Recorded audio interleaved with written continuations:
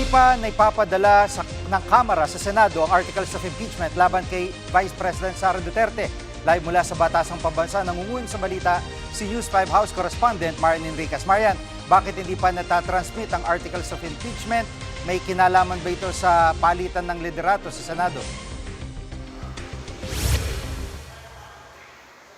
Actually, Jiggy, hinihintay pa natin mismo yung update mula nga po doon sa liderato ng Kamara o doon sa House Secretary General. Pero isa nga doon sa mga tinitingnang dahilan kung bakit hindi pa na ipadadala sa Senado yung resolusyon at yung articles of impeachment ay yung biglaang pagpapalit ng liderato sa Senado. Ayon po kay House Justice Committee member na si Manila 3rd District Representative Joel Chua, dahil doon sa nangyaring kudeta sa Senado, maaaring hindi pa matukoy kung kanino mismo ipadadala yung mga dokumento.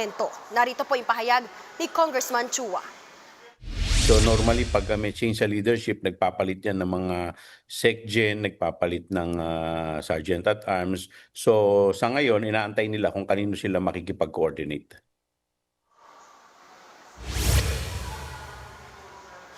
Pero Jiggy, ayon nga kay Senate Secretary Dong Mendoza, yung Kamara raw yung hindi pa nakikipag-ugnayan sa kanila. Narito po yung pahayag niya. Actually, as of now, wala pang any communication from the House regarding sa transfer. At Marian, ano naging reaksyon ng mga congressman dito sa kudeta sa Senado? Kinagulat ba nila ito kahapon?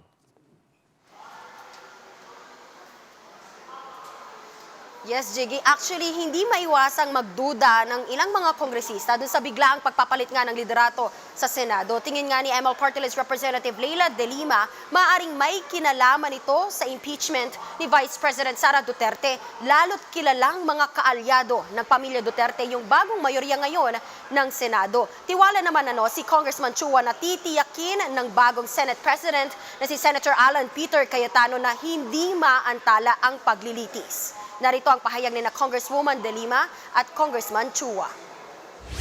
Karamihan ng majority of 13 ngayon ay mga pro-Duterte. Wala na naman silang choice sa usapin na yan kasi malinaw sa Constitution na trial shall forthwith proceed kapag nandun na sa kanila yung articles of impeachment. Ako naniniwala si Senator Alan Peter Cayetano ay isang abogado at tayo'y naniniwala na ginagalang niya at gagalangin niya ang ating saligang batas. Bigyan natin siya ng benefit of the doubt. Marian, sa panig ng mga congressman, sino ang tatayong prosecutor kung matuloy itong impeachment?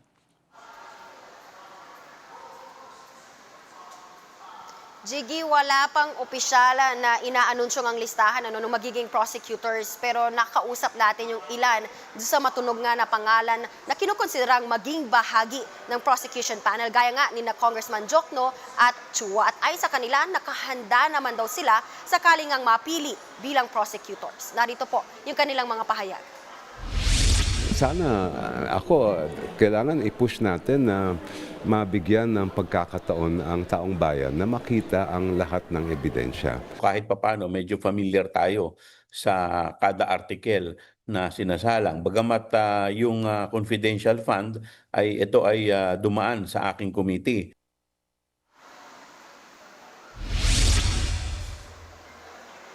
Jiggy, 11 mga kongresista yung inaasahang bubuo sa prosecution team na magpipresenta sa 4 na articles of impeachment laban kay VP Sara sa Senado. At nanindigan po yung ilang mga kongresista na no choice ang Senado but to convene as an impeachment court. Yan muna ang latest. Dito sa Kamara, balik sa'yo, Jiggy. Yan ang ulat ni Marian Enriquez live mula sa Batasang Pambansa. Mga kapatid, Jiggy Manikad po, pagdating sa mahalagang balita sa loob at labas ng bansa, dapat una sa lahat, mag-follow at mag-subscribe na sa social media pages ng News 5.